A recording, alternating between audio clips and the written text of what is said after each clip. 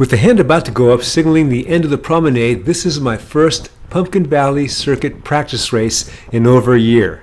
And last year, I did it maybe once. Hey cycling community, this is Steve, Grusis the Cycling Greek. In my last video, I spoke about my change in training that I undertook in March. It is now early July.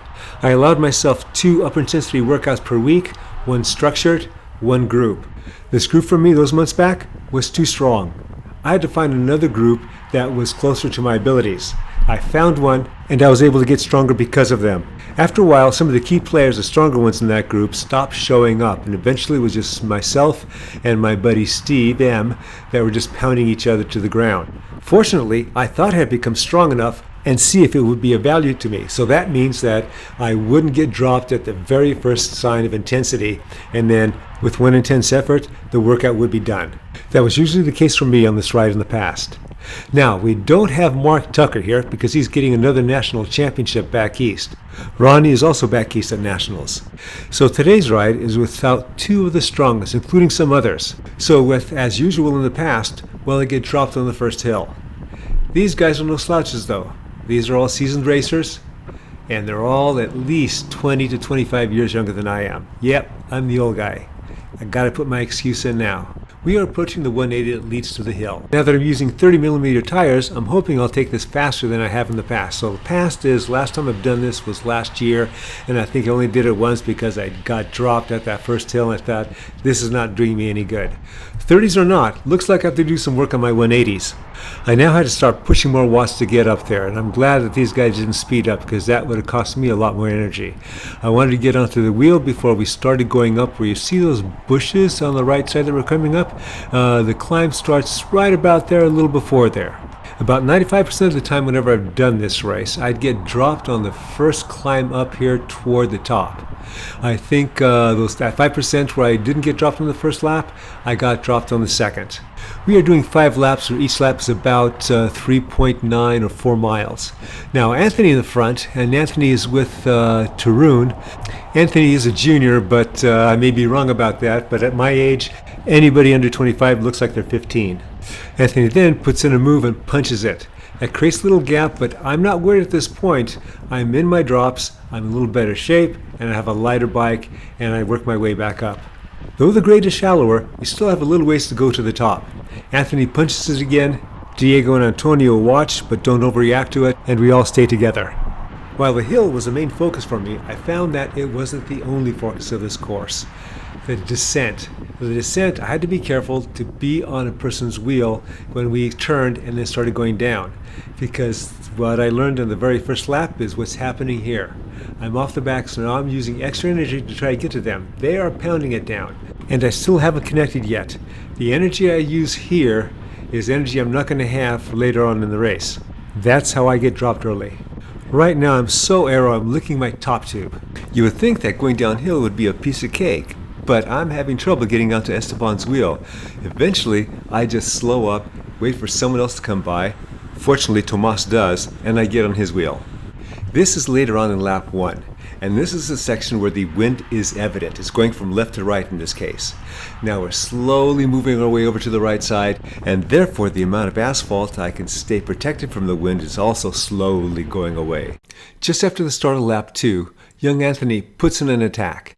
Typically when Mark Tuck is here, this is what he does, and he's happy to go off solo. I don't think young Anthony's looking to go off solo, but if it's there, he'll take it. He's looking to pull 1 or 2 people with him.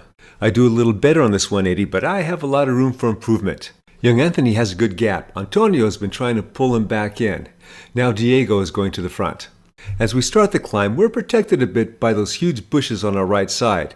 I'm still mindful that I have to have somebody on my right side to stay even more protected. Not only that, right now I'm in my drops to stay as low as I can. Antonio, who went back to the front, is now pulled away from me, and I pulled him back in. I wish I had telemetry to see what my heart rate is doing right now. Diego, in the meantime, has slipped to the back, sag climbed, so he can get a few extra moments of rest to get his heart rate back down. Connections made.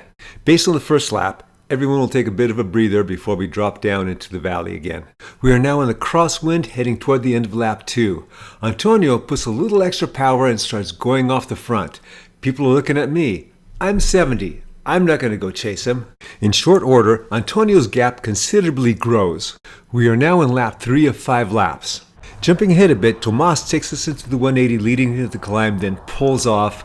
I'd love to not be in the front right now, but with my positioning, it's my responsibility, so now I'm going for it. And I also realize that with putting in the extra power here, that I can lose contact with everyone at the climb. I'm slowing up just a bit, looking to my side, seeing if anybody's going to come by. I'm expecting a big attack that I'm going to have to try to hang on to.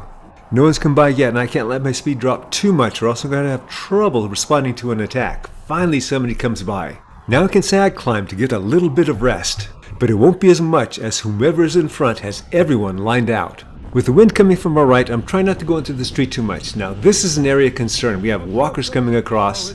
I and others are throwing out apologies. We'd slow down tremendously.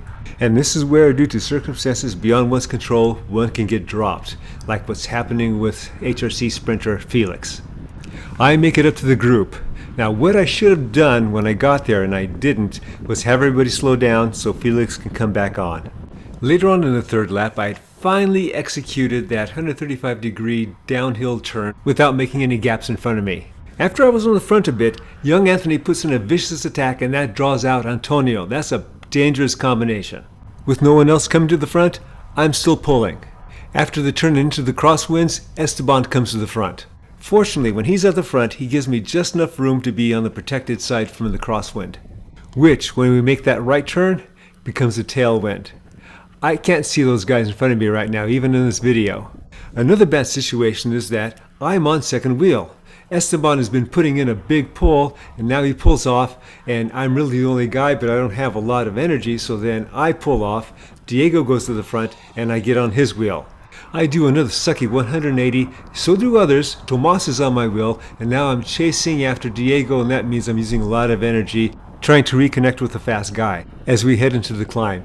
Again, I'm second wheel, and I can tell I'm running out of resources to keep this up. Early in the race, I had slowed down just a bit at a critical point just to get a little extra energy. If we were with a bigger pack, I would do the same thing right now.